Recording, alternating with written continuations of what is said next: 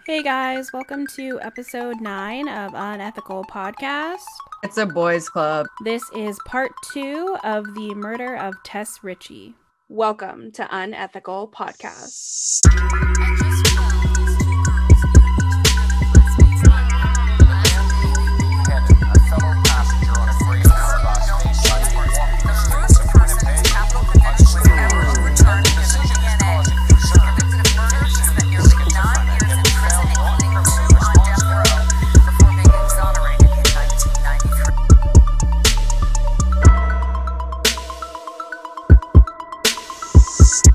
All right, guys, we're back. Welcome to part 2 of the murder of Tess Richey. Now, if you didn't listen to the episode before, you got to pretty much go back, listen to part 1. Probably better off for you, but I'll give a quick synopsis here for the people who did. So last episode, we left off when Tess went missing after being left alone by her friend at 4 a.m. with a stranger on the then dangerous gay village in Toronto. Her mom, Christine Hemerston, came to Toronto to look for her 4 days of not hearing from her youngest daughter, and found her close to where she was last seen. All right. So that's where we ended off. So we ended in a really low note. It's fine. That's great. So here it comes. So Christine and her friend found Tess at the bottom of an outdoor basement stairwell of a building under construction. She lay there in an awkward position, lifeless. Her mom knew it was her right away. Mother's intuition isn't always a good thing. That intuition knew it was her, even though her curly hair partially covered her blue and bloated face after 4 days of decomposing in a damp and dusty stairwell. Bra and breast full of saliva, and pants still surprisingly at her waist, but not surprisingly full of cum. Neck, arms, and wrist black and blue. Phone dead beside her, still wrapped in its polka dot protective case. This scumbag Schlatter choked her with her scarf in a stairwell after she refused to have sex with him. Like the incel baby he is, when he didn't get his way, he had a temper tantrum. Christine said that it was all she could do to not rush to the bottom of the stairs and hold her, holding out hope that she was still alive somehow. But she showed amazing restraint and didn't even go down there at all, and didn't contaminate the crime scene at all. They just got an ambulance there as soon as possible. So the worst part is, talk about impulse control. Wow. Yeah, no, for sure. I would have been down there. I wouldn't have waited. Irrational, obviously, but I mean, It's wishful thinking. That's what you hope. Yeah, it's just hope. I think every parent's had that thought too. Yeah, no, I've had it. I'll tell you, when my wife and my kids go on a trip to Timmins or something, sometimes if I don't hear from them for a while, I think, like, did they die on the highway? Like, I have the worry of just that, imagine. And I have the thoughts, like, I think it's part of everything. Like, what would you do? Anyways, it's sad. I feel like this is sort of a personal story, and I don't know if my family would be mad at me for sharing this, but I'm going to anyway. My cousin, he was 24, and he died in his sleep from pneumonia.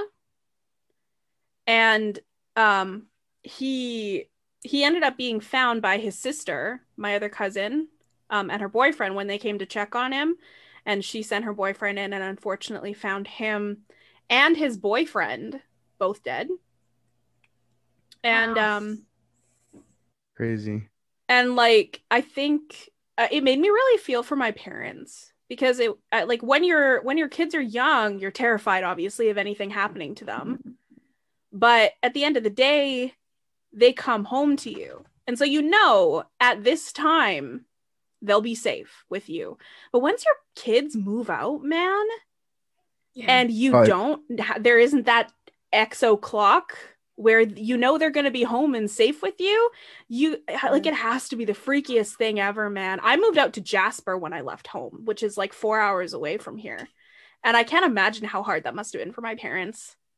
Because like if they don't hear from me, they can't even just come check on me either, Yeah, and they have to know that they raised you well enough to go out there and be safe. So when they have, like, that's a hard thing to know, especially with the ever-changing world that we have, like the scary shit that happens every day. Hey man, I have a hard time now just letting my kid go for a bike ride. I can't imagine, I don't even have kids and I'm already worried about them. Yeah, exactly. Aaron hasn't lived with us for three years now, and I still every now and then I'll be laying in bed and I'll just be like, I hope she's okay, because I can't her and Chandler have lived out of home for 3 years now, and I don't have that. Like, I don't have her coming home, but sometimes when I know she's going out, or if they go down south or whatever, Erin will always message. Like, she always lets me know that she's safe. If I know she's going out somewhere with people that she doesn't really know or whatever, she'll always check in, even living out of home now. But yeah, it's crazy because I no longer have any control at all over it.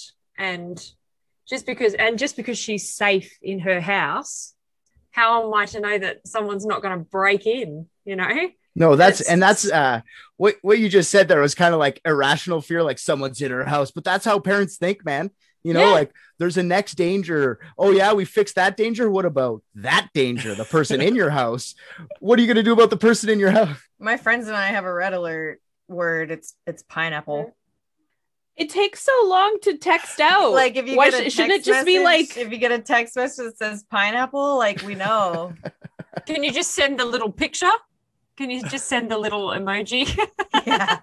Yep, absolutely. Or like, if we're in a bar, they're gonna be like, hey, it sounds good, a pineapple, like, say it off. Let's get some pineapple shots.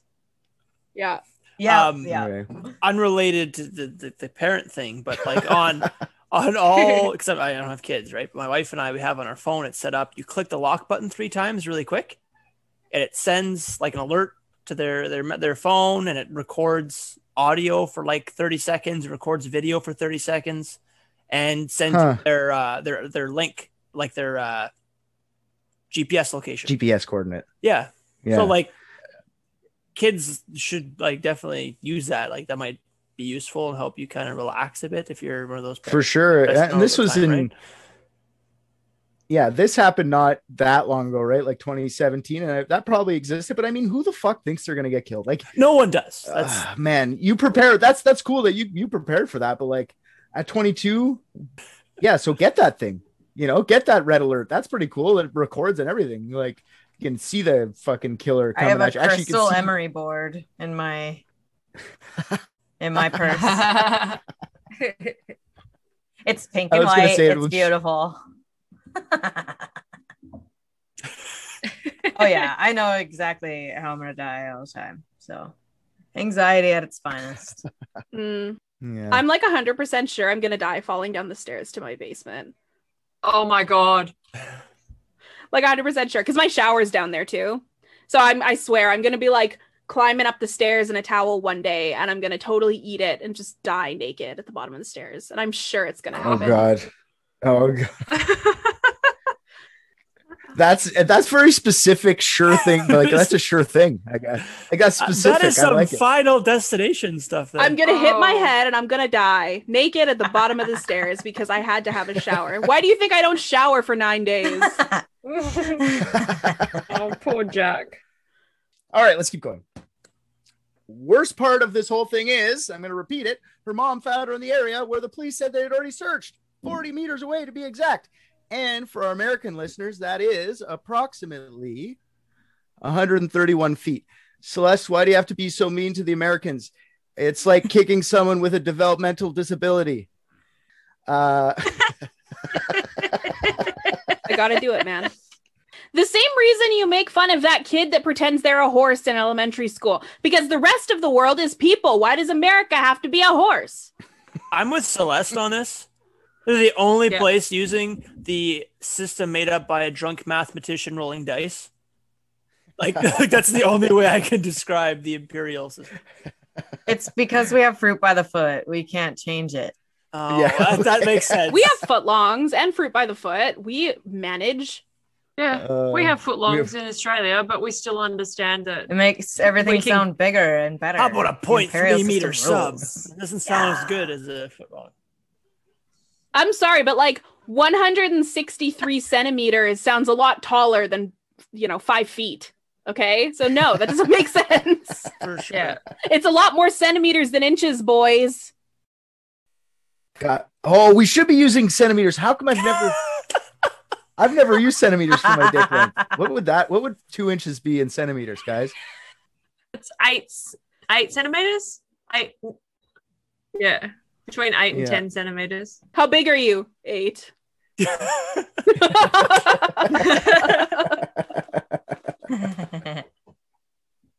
So yes, I did that. So their family was obviously fucking pissed at the police. Her sister later said in an interview, and I quote, "It was obvious from the outset that something had gone very wrong when my mom had to drive over 300 kilometers to find her daughter in the same area she was reported missing in." So they were raising shit. No kidding. Just real quick. How long was it between the police searching and then her finding? It was 3 days? It was 3 days. 3 days? 3 days, that's nuts. So they didn't look very hard. And that's the biggest issue with the whole thing is they didn't look at all. They just said, yeah, sure, she's not here. They probably drove up with the cruiser, rolled down the window, went, man, and they just drove past and went, done, off my checklist, and they didn't even think that they should report it to their supervisor and say, hey, we went and did the thing you did, because they thought so little of the job, the task. Do you know what I mean?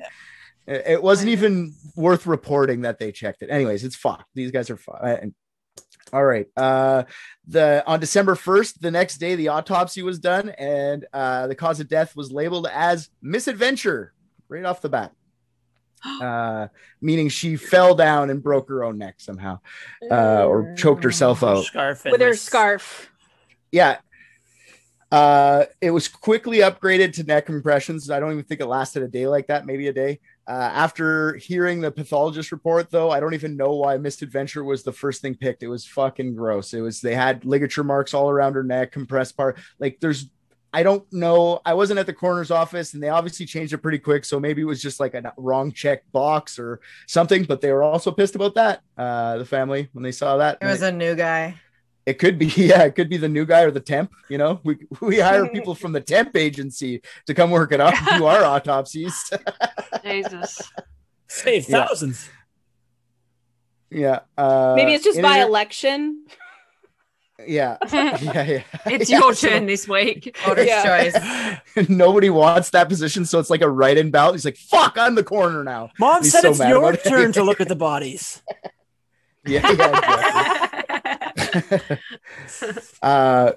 In an interview, Verena Richey said that the family was in the dark just as much as everyone else during this period, waiting to find out who the killer was. Her and her family were even talking about getting a brunette wig, curly wig, and baiting out a serial killer on Church and Wellesley, because that's how much they didn't trust the police. Their love was so great for Tess that they were willing to sacrifice themselves hunting a serial killer. It's insane. It's fucking crazy. But I mean, desperation. Like, imagine. My dad would 100% put on fake tits and a wig to try to find the person who killed me. 100% he would do that.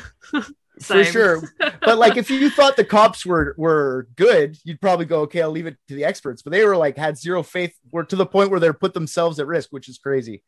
Should never be like that. So that was on December 1st. We're on December 4th now. Police give out a description of the man they're looking for. A suspect, I think they call these. I don't know why I wrote that. It's just friggin' 2 eyes sticking out. Yeah, no kidding. Okay, so on December 4th, the police give out a description of the suspect. Okay, and then on the same day, that's when Tess's mom comes forward to the media and says, I'm the one who found the body, you fucking assholes. So she just went like, they're like, yeah, we're working on it. They're like, yeah, you weren't working on it though. Actually, we had to find it. I fucking love it. This prompts the police to launch an investigation of the handling of this murder case.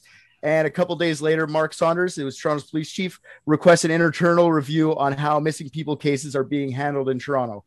It's a little controversial to me, though, because the gay village had been a scary place for years. You know, MacArthur was still out there active, killing and dismembering gay people of color in the gay village, and the police weren't even acknowledging it.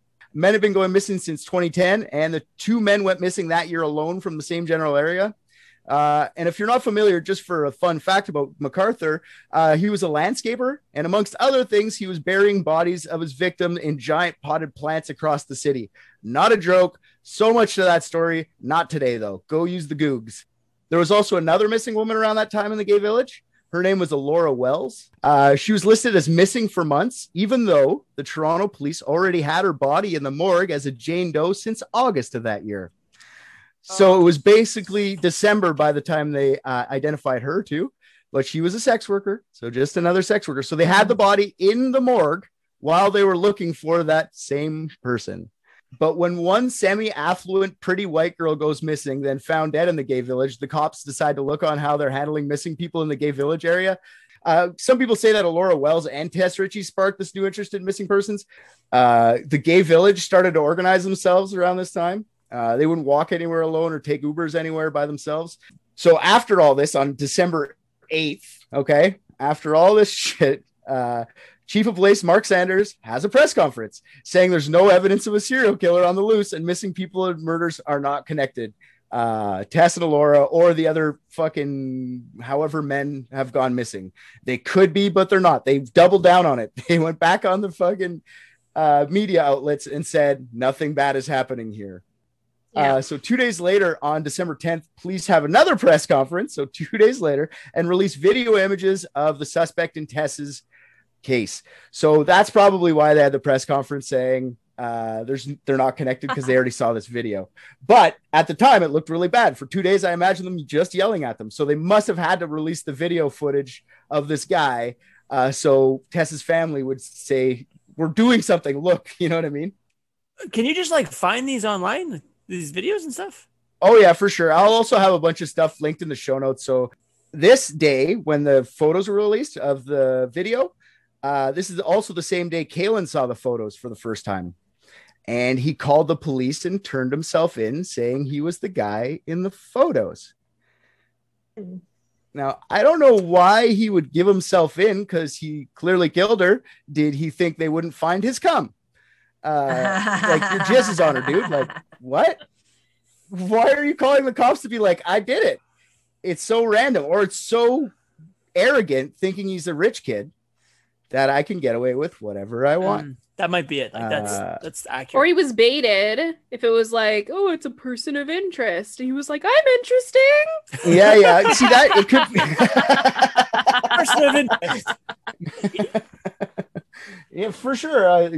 Cops have their ways, and they don't tell us all their training and stuff like that. There could have been a way to get him to call in. If you call in, you get yourself a new bike. And he's like, I could use a bike, or I don't know. If it's not you, you get a bike. And if it is you, you go to jail. Ooh, I could use that bike. $10,000 reward. Hey, I know who did it. I know who done it. Yeah. Anyways. I know who did it. Give me a mirror. I'll show you the guy. It's like BTK's dumbass. Like, if I give you a floppy disk, can you tell where it came from? No, not at all. Yeah, right. Yeah. Fuck. Dude. No, dude. No way. No, I don't know. Is this why you think he's not very smart? Oh, there's more. There's more. It gets, for sure. There's more. Oh, there's more of this guy. This guy. We'll keep going.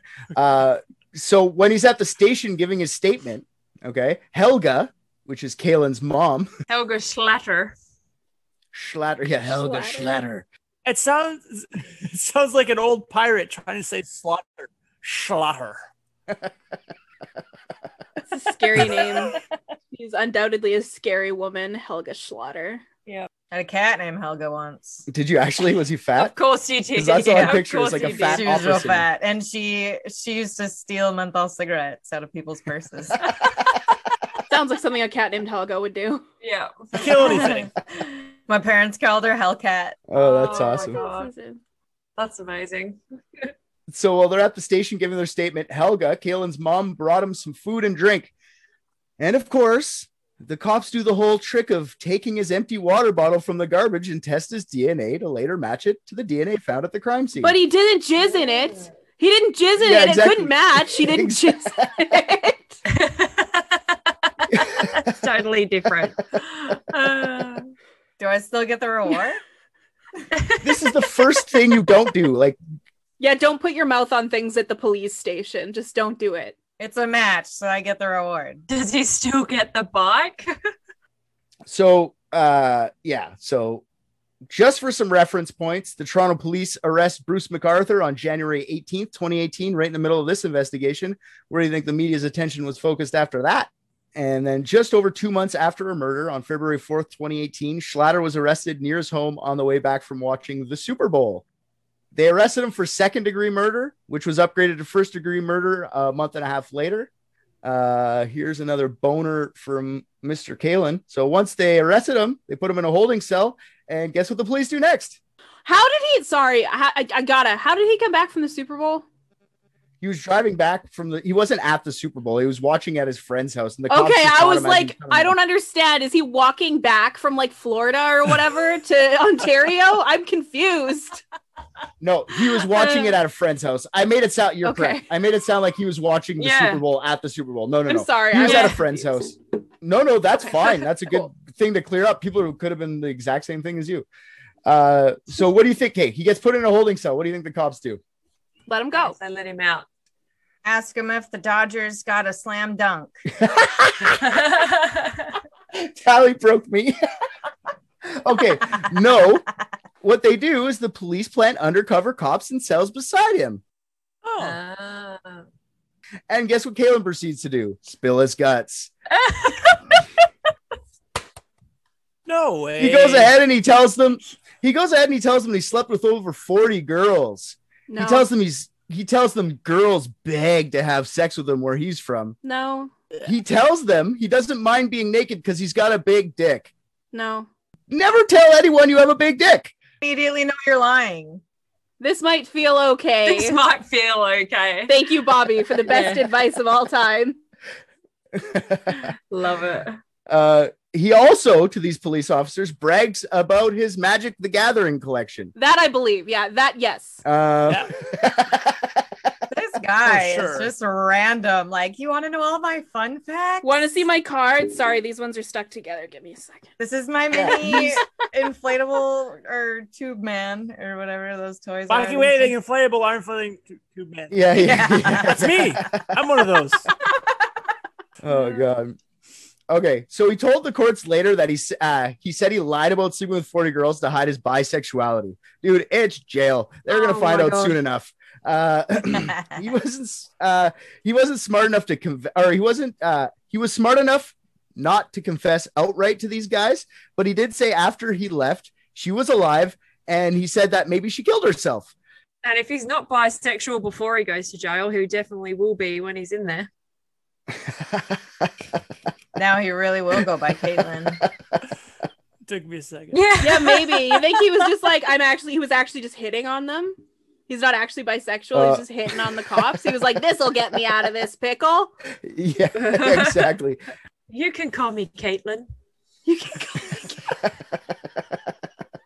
me If you'd like. All right. This guy's still dumb. This guy still has more stupid shit to do. Okay. So Schlatter also told his for a few months in 2018 cellmate, no name because of publication ban, who of his own admission has a long rap sheet. He told this guy that he choked Tess out with a scarf when she refused to have sex with him. He literally told him that. And when he was done, he jerked off on her because he was so excited. Yeah, this is why they upped the charge to first degree. If cops find out there's a sexual assault component to the murder in Canada, it's automatically a first degree murder case. Canada. Yeah.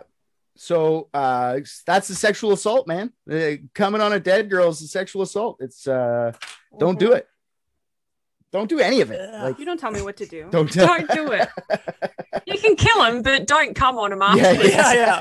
There's a line that needs to be What's drawn. even the point? No, but he was so engorged. Now listen, there's more to this. It keeps going. So engorged. No. Yeah, he loved it. He couldn't handle it. He was so fucking murder horny. He had murder boner. Like, he's a fucking asshole, this guy. So this former cellie also said that Kalen stole some money and a chain from her. But more importantly, He said that Kalen would cry for his mommy every night. And then he robbed her afterwards for a cab ride home. That's why he did it. He had no money for a cab, so he... And she paid for his ride. Honestly, Guilty. though, I always pay for their ride after disappointing sex because it makes them leave faster. Your Uber's outside. Get out. My best friend once paid for a cab to get rid of this girl out of her house with 5-cent pieces. That's how bad she wanted to get rid of her. She just emptied her money box into her hand and was like, get out. Uber's outside. Sorry, Sandra. Later. Sorry, Sandra. I'm telling people your secrets. That's okay. So there's actually no way to confirm that he took the $60 really. Because the only reason they know she even had $60 was because she took out $60 at the bar. But I mean, she could have just spent that on booze. If she was as wasted as they say, she definitely drunk $60 worth of booze. He just claims that they were all lying. The 2 police officers and the cellmate. These undercover cops weren't actually allowed to record. They didn't have judicial authorization for audio tape. So the court had to rely on their statement. And we as a society have decided that we trust cops to be telling the truth. After everything they did, we're just supposed to believe that at this point. I know, and this is why it gets controversial, right? It does seem like a hyper specific thing to make up, though. Well, no, because he's like, yeah, and then he told me this story that exactly represents the evidence. It was crazy. Like, we're just supposed to believe that. But he's like, I slept with like 40 women, and they beg to sleep with, like, that's a weird thing to make up. People talk like that? No, maybe people talk like that. I don't know. People that look like him talk like that. Valid point, honestly. Not admitted into trial was Schlatters' internet history, which his porn collection was very rape based. It was so bad that Ontario Superior Court Justice Michael Dambrot, who presided over this case, didn't allow evidence because he thought it would be too prejudicial to the jury. So his porn collection was so bad that he thought that if they just saw his porn collection, they would automatically think he's guilty and then there'd be open for a mistrial. So he said, no internet. That's gross. Yeah. So her sister Verena said she watched the video in pretrial. First day of pretrial, they roll up one of those fucking TVs or whatever they do, and they put on the porn that's on his phone. And she said it was, I swear to God. So they go in pretrial before anybody's there just to see what's allowed and what's not allowed. And they watch the whole thing start to end. And Verena said it was like watching what happened to her sister. It was called Teen Forced and then thrown away like garbage. Oh, that's so you figured you want something like that to be admissible. No, I think that they shouldn't have. No. Yeah. Because you're absolutely right. It would open it up for a mistrial. Wow. That's too. People have weird porn that means nothing. I'm sure there's a lot of people who've never done anything wrong that have that same video on their phone. It shouldn't have been admitted. That's a good call. I think the reaction we all just had is proof of why it shouldn't have been admissible, even though it's friggin' disgusting. And I agree wholeheartedly that they should not have, because just that name alone of the porn video makes you want to kill him for killing this. You know what I mean? It not even watching it. So I get why they did it, and I'm happy they did it. You know, they didn't need it, which is great. So this is why I probably never commit a crime, though, guys, because my kids will get to see my internet search history during trial. Digital archaeologists will be fucked in the future if they see what I was up to. And I hope that's something that my ancestors won't want to see. I wonder what great grandpa Ricky looked at for porn. Frauding? What's that? We opened up a whole world for him, didn't we? A man who does not learn from history is doomed to repeat it, and a man who does not delete his history is doomed to explain it. It's wise. All right, here's an interesting Kalen fact. I wasn't even sure I was going to add it to the episode because I didn't know where to fit it, but here it is anyway. Schlatter, and you guys are going to not believe me, I'm telling you. Schlatter once fought off someone trying to kill someone else with a hammer. The August before the murder, okay? In August 2017, legit. Schlatter saw a man in a park across the street from where he lived, repeatedly striking another man with a hammer. Wow. He ran over, chased off the guy, and held the victim's wounds until the police arrived. That man's name was Whitley Hunter. There isn't much information after this because they didn't really cover it much after this. Helga Schlatter celebrated her son on Facebook for having the courage to stop a murder in progress. Global News did a story, and Kalen is actually in the video. When I actually got close, then I saw it was a hammer. The first thing he yelled out was, I called the cops. And then I yelled out, oh, what the hell is going on here, right? His face is fuzzed out, but it has been confirmed to be him. Wow, man. 3 months before, you were a fucking hero. Now you're a fucking zero. I did it. All right. Now, the sad part about this is now that he fucking murdered Tess, he can't help and testify against with hammer fuckface guy, Whitley Hunter. Just another person you fucked over, you loser. I mean, he's allowed to testify, but how's he going to be the one to testify against the attempted murder, being accused of murder himself? Credibility all gone. So now who knows what that case is going to look like? They haven't been reporting on it. I've been looking into it. It's not there. It's probably him. What a twist. Yeah, he probably just did it himself. Yeah. How did somebody do that? I mean, there's like the crossover, and obviously if he's bold enough to like go stop this hammer assault, he's bold enough to kill someone, I guess. But like, how do you like save one life and take another? Maybe he has a god complex. Within months. It's not even like 10 years ago. It was 3 months prior. It's crazy. It's nuts. Maybe he's like mentally ill, and he was like, oh no, I saved this person that was supposed to die, so now I have to Kill give someone that else. life to Satan or whatever. I don't know. He must have felt the adoration from everyone. You would have that thing in your neighborhood where like, this is the guy that saved everyone. Hey man, what's up? It would be a thing. You would feel that. Fucking trips me out. It's weird. I kind of wonder, like, I'd love to know what went on conversation wise when he propositioned her. Like, I mean, like at this point, like she had to like say he had a small dick or something. Like she had to have said something Yeah, really that pissed him really off. like pushed his buttons, I think.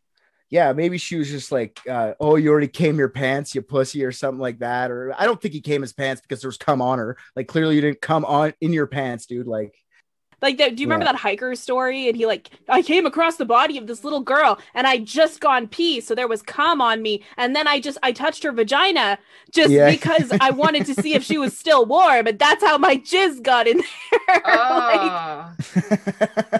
Oh my god, that's people are Like when nuts. guys cheat and they're like, I accidentally slipped and my penis went inside her.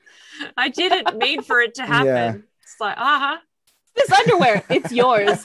No, it's not. No, it's yours. It is. I don't know how that naked person got in my closet. My God. I'm as surprised as you are. What the hell are you doing? By this naked woman. What? Where's she gonna put the change? How's she gonna carry all our money? I was gonna say maybe someone took her down and it was all of a sudden like Sonic the Hedgehog. Ding, ding, ding. I just got what you meant. So when Sonic gets hit by an enemy and all the coins bounce out of him. Oh yeah, the coins. Oh, And who So knows it goes from where? wherever Sonic's rings go. Yeah. wow. Holy All right, shit. so back to the story. So the trial begins on January 13th, 2020, and it's supposed to last about 6 weeks. Tess's family packed the court room every day to show support and to intimidate Schlatter supporters. They packed the courtroom on the day Schlatter testified in his own defense too, because he actually went and testified in his own defense, which is something. What happens at the end of 6 weeks from that date in 2020, guys? COVID-19 hits. Near the end of trial, the trial was almost postponed, but the jury decided it was too important and needed to finish. So Tess's case was the last jury trial ongoing when lockdown first happened about a year ago. Like I said, Kalen was called as a witness during his trial, as if his story is going to make sense. I came on her in my pants, and then she committed suicide because I was so terrible at coming my own pants. I just want to point out how terrible of an idea it is to go up in your own defense unless you have a solid defense that supports it. There's really no reason to go support yourself. You're just going to be asked a lot of questions.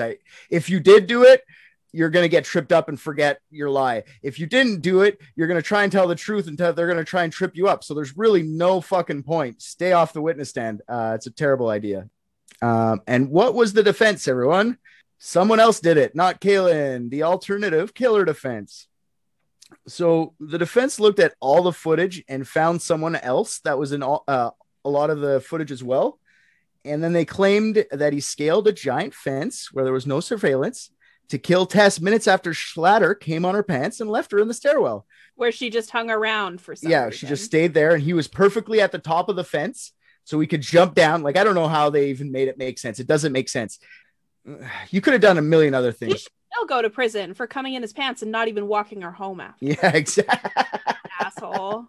Apparently he said that she said, "I'm done with you now," and shoot him off. So he said, "Okay, fine," and he left. Okay. I'm satisfied. Yeah. That's probably what he said. I made her orgasm and then she left, like Brock Turner style. Brock Turner and fucking Nick Godejohn. Yeah, exactly. She totally came. She totally came, and then I came, and then we left. It didn't take us both much to come because I got a huge dick and slept with 40 girls.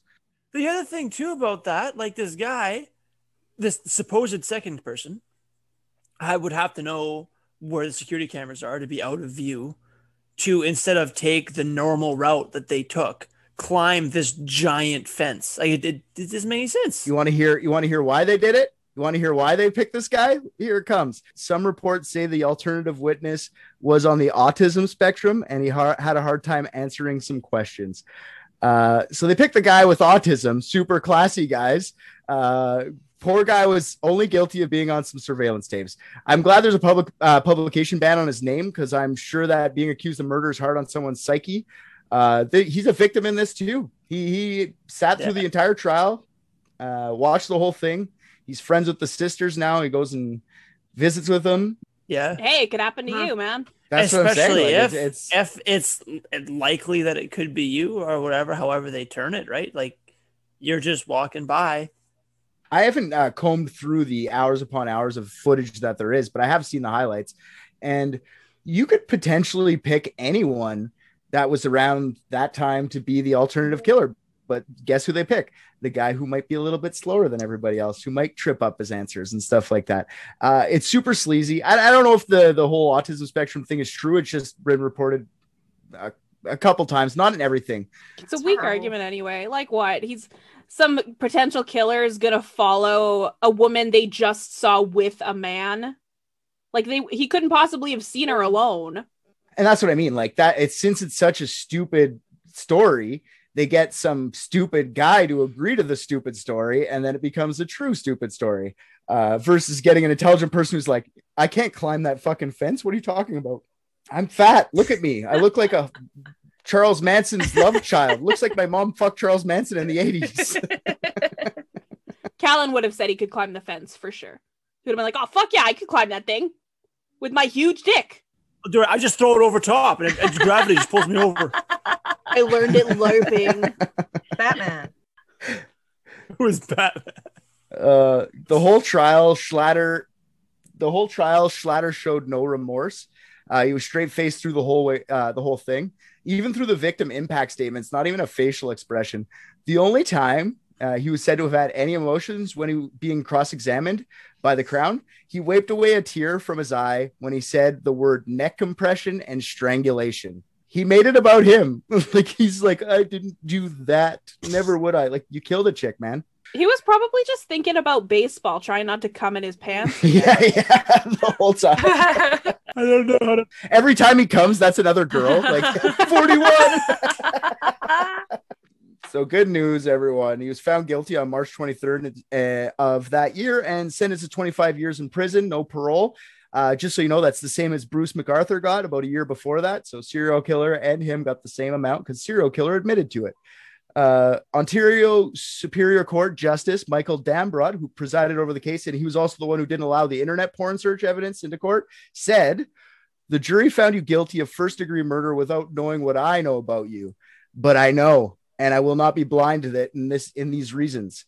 It's true that you are young, but your sexual appetite led you to literally take an innocent woman by the hand down the path to her death. To satisfy your lust, you took her life. You stole a large piece of fabric of the very being of the members of her family and friends. And I could not fail to observe you shed no tear for their losses. So I fucking love this judge. He just hammered him at the end. He's great. He's amazing. Yeah. And he gave him the maximum he could, which I love. And he'll never see the light of day. If he ever gets out of jail, I'd be surprised. If he survives prison. Yeah, I think, People don't like women killers in prison. Yeah, and especially little ones that call themselves bisexual. He's going to be a snack. At least. Hold the pocket. Because of COVID, after the trial, everyone that was allowed in court, which was a small amount. I think it was like 50. And that included like everyone. I had to quarantine for 14 days.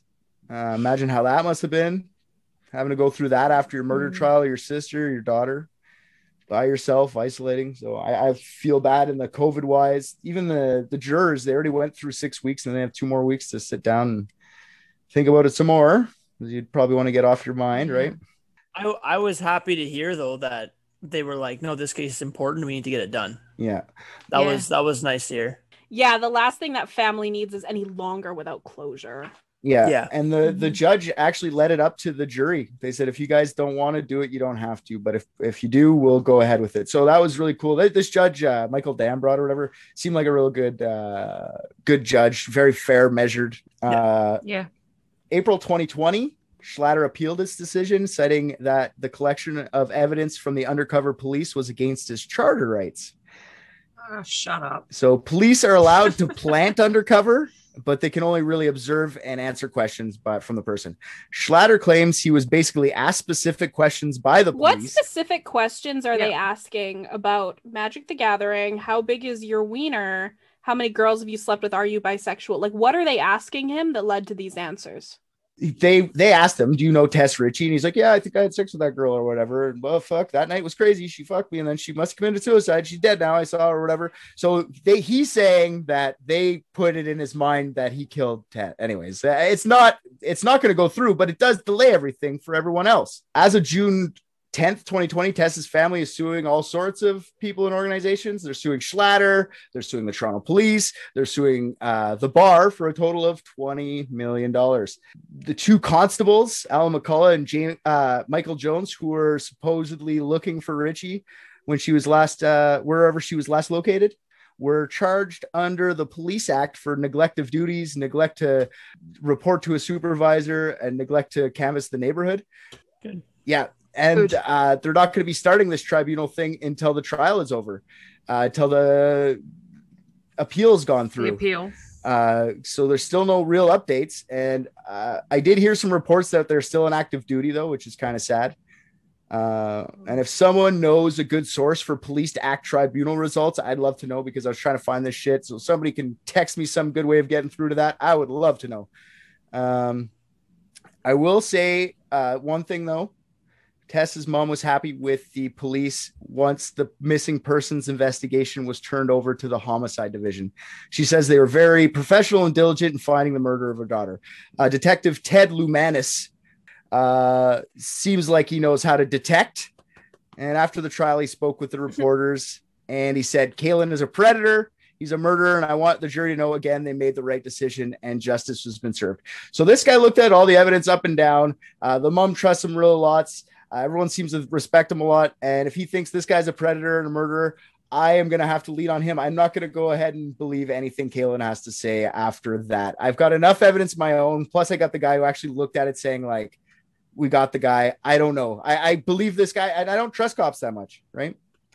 I hope Christine gets the money. Every dime of it, actually. $20 million doesn't seem like enough. But I want her to get it from the Toronto police. I don't think that the bar should be responsible for this. No, not at all. Like it did look like they're trying to kick her out. Maybe she did have a bit too much, but I think that was pretty normal. And I think she was getting fucked up that night, cruising tango or not. I think it doesn't matter where she was getting fucked that night with her friend. Yeah, well, this kills bars. It happened here in this city too. Some guy froze to death on his way home from one of the bars downtown here. The bar got shut down because they were found liable for it because they gave him too much and didn't call him a cab or something. It was stupid. Exactly. And that's the sad part about having a liquor license. It's a reason, like, it's hard to run a bar, man. There's lots of rules, and it's they're working so hard. If she was not even paying for her own drinks too, like if she did have cash left on her, how would they really know, aside from how much she spent, how much she really drank? I think that's a cheap shot on their part. And it's put it this way, it's not, and I'm not shaming the family for doing it. Go for it, man. If they got the money to give it to you and you feel like it's responsible, do it. I just don't think I would do that. I think the police are the fuck ups in this one. The murder of Tess did do something useful though. It made the Toronto police start a missing persons unit. Good. I can't believe till 2018 they didn't have one before. That's insane. How long have they been around? Exactly. Toronto's an old city in Canada. It's one of the oldest ones, and no missing persons unit. It's nuts. And 5,000 people a year get reported missing in Toronto each year, and most of them are found quickly. Wow. At the time of Tess's death, there were 30-ish unsolved. What I would like to talk about is what I think about the police now. After we talked about that, what do you guys think about the police? Do we change any opinions about how the police act? Or no? Sorry. No, I'm done. Just no. Okay. I still hold them in really high regard. The job they have, they never get enough respect. They are the ones that have to be the first on the scene of an accident. They have to be the ones that have to call and tell someone that they just lost someone they love. You see you got people spitting on them all the time, fighting, like they're just trying to get them out, to go to the drunk tank, like, come on. And all the guys that also want to do it because they want to help people. And then you have a couple guys that are like, well, it was this, or it was go work at Tim Hortons. Right. And so they work and get a badge. And then this kind of stuff happens where they don't care about people. They don't care about, it doesn't matter what the person comes from. It's a human. You have to treat everyone the same. Right. And then you have this instance where they didn't look like they should have. That makes all of them look bad, which I don't think is fair, but it was really nice to hear that those specific officers did get charged with things. And at the same time, like it might seem harsh, but it's a job, right? And they screwed up. Does that mean we fire them and take food off, like the money, take the food off the table for their family? They got disciplined for it. I'm sure because of that, they'll never move up. Right. But, okay. On what you said, knowing that they had a serial killer killing people of color that were gay in that area, is that just the two people anymore? Or is that the whole system that there's a problem with, where who gives a fuck about the hooker? Who gives a fuck about the gay guy? Who gives a fuck about the Afghani immigrant? That doesn't come from one person. It's a boys club. And just because one cop didn't shoot somebody and kill an unarmed black man, say, doesn't mean that the rest of his boys aren't covering for him sure. Up, helping, covering his ass. And that's the major problem that and if you try to say anything, you're fired. So the system is broken, right? Is what it is. Yes. Yeah, absolutely. No, it's not broken. It was built this way. Yeah, it's not a good system. It was built to oppress. It's and I'm gonna go, yes, Tally, it was built that way, but like things wear over time and shit breaks. It wasn't broken before, but it's broken now, and everyone doesn't want to admit that it's broken. It's like your favorite pair of shoes when you get a hole in them. You're like, I'm not getting new shoes. Fuck it, I love these shoes, but you need new shoes, and we all need new shoes. We just have people wearing those fucking shoes still, and we need to get them off those goddamn feet and get some new Nikes on those fuckers. I think it's the same in any job. No matter what job you work in, there is always going to be a section of that group that is going to make it worse for the others. And I absolutely don't believe all police officers are the same. But unfortunately, there are a group of them that make it terrible for everyone else. It's the same in my job, in nursing. There are some fucking terrible nurses out there. And we all know this, like we all know the stories of nurses that kill their patients. And just because that happens doesn't mean I do the same thing, you know? The system in that regard is also broken to a degree because people are allowed to do it and then get fired with a good reference and then they go to the next thing. Yeah. So that's not the, like, yes, there are people, right, that are bad, but I mean, I also think like, I think Tally's right as well. There is definitely a boys club happening that they protect their own and they all cover each other's ass. And like, what are we supposed to do about that? How are we as civilians on the outside looking in supposed to make any changes in that situation? Like we have no control over how the guns and uniforms. Yeah, exactly. We can't get past that. If they want to keep it all hidden and take care of their own, then little people like us, we can't do a damn thing about it. You need a cultural shift where instead of like obviously cover your own, back up your own for like the small things, like some guy or a parking ticket you shouldn't have, whatever, like little things like that, but big things that matter. Shooting an unarmed person, for example, like with there are circumstances where things happen. We're civilians, we don't know all the protocols, but for the majority of the cases when the thing shouldn't have happened, the other officers should be saying, hey, that shouldn't have happened. Yeah. But it all depends on that person.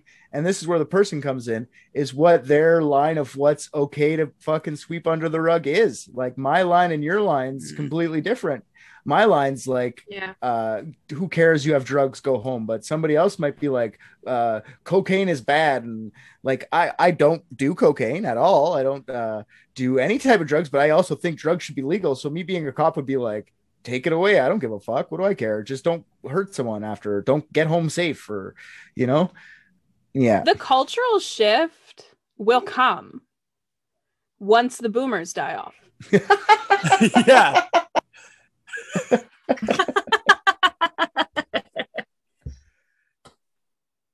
When the boomers die off, because the fact is, once they die off and we've got younger people moving into those positions of power, what's going to happen is there's going to be a completely revamped application process, which is going to target those personality traits that make you a shitty cop. There's going to be an entirely new disciplinarian system because the younger generation is far more accountable than the older generation is. And the biggest problem that I can see with everything that's happening with the police is that what it used to be is being a cop was like a rite of passage in families. It was, I'm a cop and my old man was a cop and his old man was a cop, and it's this family of cops. Well, now you've got this new generation of cops who are, you know, coming in for honorable reasons or whatever. And they're going to say, well, you know what? My dad was a cop and he got treated like shit every single goddamn day when he went to work. And people didn't support him. They didn't appreciate him. All they did was bitch about how other cops were doing this bad shit. And then they're going to grow up not to be cops. And we're going to eventually it's going to be harder and harder for people who are in it for the right reasons to want to be a cop. And so once that generation shift happens and the boomers fuck off, then everything's just gonna have to improve, right? Yeah. At least that's in America, what I hope and I think. If you have an IQ above a certain level, you won't even be considered for the police academy because you could be a person to question what you're being told to do. I think on the day-to-day now, like myself personally with the police, I think on the day-to-day, police are just trying to do their best. And I think that policing is super important to society. We can't just get rid of police. It's the one thing keeping the psychos away. Like the psychos we have know there's police and they still do it. Imagine the ones that knew there wasn't police. So we need cops. It's not a question. And I think they do mostly a good job, but I think that the police themselves, even the good ones, need to start looking towards change in their own area and pushing for it themselves, because us as an outside, I can pressure them as much as possible. But as long as they keep protecting themselves, we're all going to be stuck where we are now, which isn't great at all, where people are getting killed on the streets and no one cares until a white girl does. We need to change that with the cops need to help us, and we can't all be fighting the police all the time. They're not going to want to help us. So if all of us want change, we should all accept the fact that cops are having a hard job and like get them to work with us and point out when the cops are doing that kind of stuff and giving recognition, because I think there are a lot of people doing it, and right now all they feel is the hate for police, which I've told you why I have, but I also understand that it's necessary, and most people are just doing their best, man. You know, my dad's a hardened criminal and hates police because he's had so many run-ins with them, and it's just like, dude, you're why you have a problem with them. Like, not in your case, obviously, but a lot of people. Like, I think if you are like a firm believer in ACAB, you should be put on a list, and if anything happens, you can't call the police because I totally agree. You want nothing to do with them. You think they're garbage and trash. Sucks to be you when someone breaks into your house with a gun. Deal with it yourself. What's ACAB? They have all cops are bastards. That's like the no, I don't believe that. I agree with hashtag or whatever, right? And that's what's fueling the hate with everything, right? Yeah. So Richard, then if you were in a situation where you needed help, would you hesitate to call the police? Probably. Just because it wouldn't be my first choice now. I do what I could first now. And then after that, if I can't complete my task, like, I'm not going to wait for the cops to help me. It's just, and not because I know where I live too. There's two, you got to remember, police are under also a lot of financial restraint, especially around here. It's OPP only, which is basically our provincial police. It's not our city police, and we don't have any city police. And there's two cruisers between a 200-kilometer massive area around here. So cops are already under a lot of pressure around here just to keep the drug use and all that shit down. Never mind home invade. They're not going to be here. They really wouldn't, even if I did call them. And it's just a sad fact of where I live. I'd have to defend myself. And in our town here, it's 3,500 now, something like that. And you got 8 cops. Yeah. No, we don't have a cop budget. I live in a suburb of, so Perth is our capital, and I live in a suburb. We have about 90,000 people in the suburb that I live in. I have 8 police stations that I could easily get to in under 20 minutes. And each police station has like between 60 and 100 cops. And we have a police station in Armidale where I live for our 90,000 people. There's about 100 cops there. It's the fact that you've got 8 cops. I'm like, what the fuck? Like, I could literally go down the shop right now and see 8 cops. Me too. So it's we have first name basis with them all here. I know. That's weird. Yeah. We've got a surplus too here. My brother, this is kind of a funny story. You guys might like this. My older brother, he took some that was like laced with some shit when he was in high school, and it was summer vacation and we were alone, and I'm younger than him, right? And so he's like all fucked up on drugs, and he's like, am I dead? And I was like, no, calm down. And so then he got up and started slapping me across the face. And so I was like, okay, I gotta go. Like, fuck you, man. So I took all of like our pets in my parents' house and I locked them away in the basement so that he couldn't like fuck with them. And then I left. And then I walked home like 30 minutes later or so. And I'm walking up and there's like 4 cops at the front door. And then they're like, excuse me, miss, do you know who lives here? And I'm like, worst moment of my fucking life, you guys. I'm like, I live here. I live here. And they're like, do you have a key? And I'm like, no. Like, and there were literally 8 cop cars on the street in front of my house. And they were there because the neighbors had called the cops because my brother had gotten completely naked and tried to cool down in the snow. And so he was just wandering around the neighborhood completely naked, and 8 police cars showed up. Okay. And my brother's in the house doing God knows what. They managed to get him to open the door. And so they stick the baton in the door to try to stop from being closed. And my brother pulls the baton in to the house with him. And he's still completely naked at this point. Okay. And so then all of a sudden, a few minutes later, the door opens again, and my brother is chucking frozen pierogies at these police officers. Still completely naked, chucking frozen pierogies at these police officers. And then he slams the door again, and all the cops are like, "Flying pierogies, get down!" Like they didn't like bum rush him or anything. See, and that's why cops are awesome too. Oh, right? I love that. So I finally managed to get my dad on the phone, okay? And my dad shows up and he's like, embarrassed as shit, man. There's like my next door neighbor is pregnant and she's like freaking out. And so he lets them into the house, and it like this rush of like 9 police officers all rush into the house and restrain my naked brother. Okay? And my brother is screaming. He's like, "It takes 10 of you to take me down. What am I, a fucking gorilla?" And he's totally naked. He's like, just like fucked up. There's like everything from the freezer is all over the house. He like snapped a bunch of CDs. It's chaos. There's a bottle of bleach spilled all over the floor. Oh my God. It was insanity. And so they take him, they fucking haul him away. Then my mom shows up a little while later, and like everyone's embarrassed, and we have to go apologize to the pregnant neighbor. Oh, wow. Awesome. And I guess one of the things that he was doing was he was sprawling himself out on the hoods of cars because they were covered in snow. And so there's like this naked body Imprint in the front of all these vehicles on the street, and oh god, cock and balls and amazing. everything. Anyway, so moral of the story: surplus of police officers, and like you know, I can't help but like those guys. Like, come on, that's the shit they have to deal with. He took their baton and threw pierogies at them.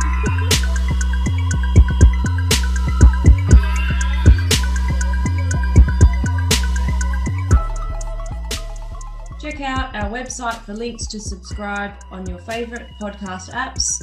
Follow us on Facebook and Instagram at Unethical Podcast, and become a patron on Patreon for early access to episodes at the $5 level and unedited videos of episode recordings at the $10 level. We don't have Twitter. Twitter is stupid. And if you like this episode, leave us a 5-star review on Apple Podcasts.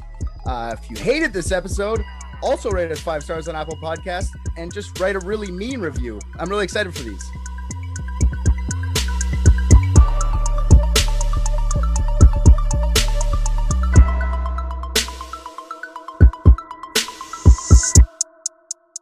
Shimmy, shimmy, yeah, shimmy, yeah, shimmy, yeah. Baby, I got your money. Hey.